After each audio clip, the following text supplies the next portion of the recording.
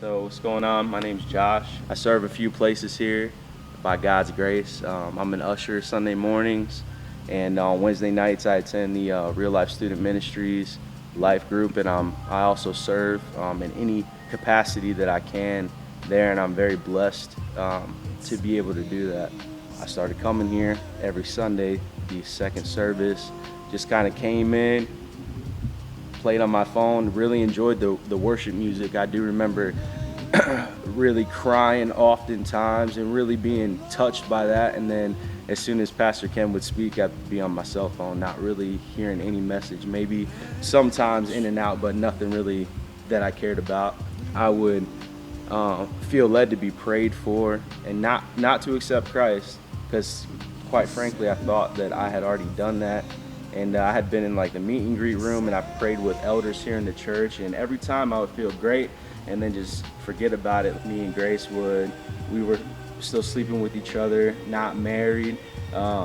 Everything was bad. And then one day I was at work, it was a Saturday, and I was taking my lunch break, and for whatever reason I had been eyeing this motorcycle down and decided that day to stop in. Long story short, I ended up getting that motorcycle, and it just really shocked me that I had it. I was extremely happy. Well, the following day, a friend of mine asked me to join or attend this life group.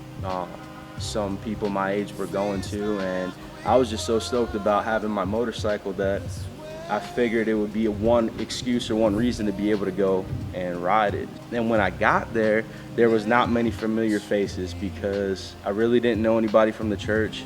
The person that invited me, I knew him, and I knew some people just through passing, but I never really spent the time to talk to anyone or even reach out to make any friends, because I honestly didn't care. And when everything was said and done, they were going around the room and they were asking for prayer requests and things like that. So as it got to Grace, she looked at me and she was kind of like, oh, I know what we're gonna pray for. And she looked at me, couldn't really do anything about it. There was nothing that I could do that would fix it. So as I was sitting there, and I knew exactly what she was talking about, and I knew exactly in my mind, and I wasn't really afraid to say, because I'm really not that type of person. I like to speak my mind. So when she kind of gave me the floor, I remember having the Bible in my hand, and something along the lines of like, I was holding it feeling fake, like I don't know, like just a big phony. And as I was holding it, I remember saying something like, I don't know anything, I don't know any books, I don't know any scriptures in this Bible, and I'm now crying. And next thing I knew, like I was pushed out of my chair, like literally pushed to the floor. And I'm not talking about like slowly get it down, but I was pushed to the floor, to my knees, bawling my eyes out, crying out to God for forgiveness, not really knowing what's going on. And next thing I know, everybody that was there kind of rushed towards me, and I remember them praying for me, and we were singing, and they were singing like songs. And I'm not prideful, but I didn't know anyone in that room. I wasn't comfortable with anybody in that room, and now I'm on my knees crying out to a God that I don't know, asking for forgiveness. When I had stood up, one thing that really stood out to me was the guy that was hosting the life group. I remember he came up to me and was looking at me in the eyes.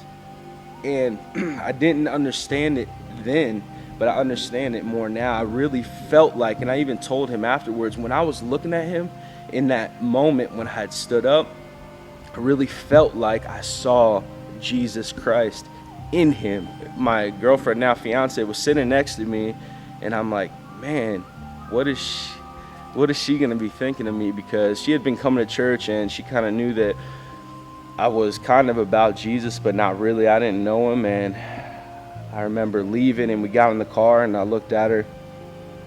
We were both kind of quiet, and I was like, well,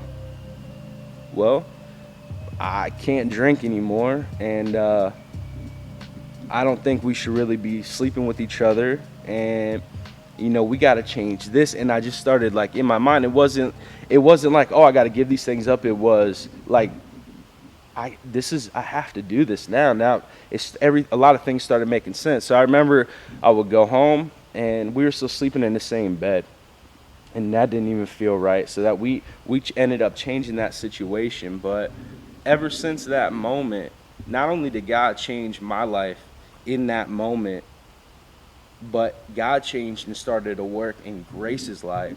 And through that, I never, honestly, the thought of marriage really didn't cross my mind, honestly, but because of the love that I have now for Jesus, brought that into a reality.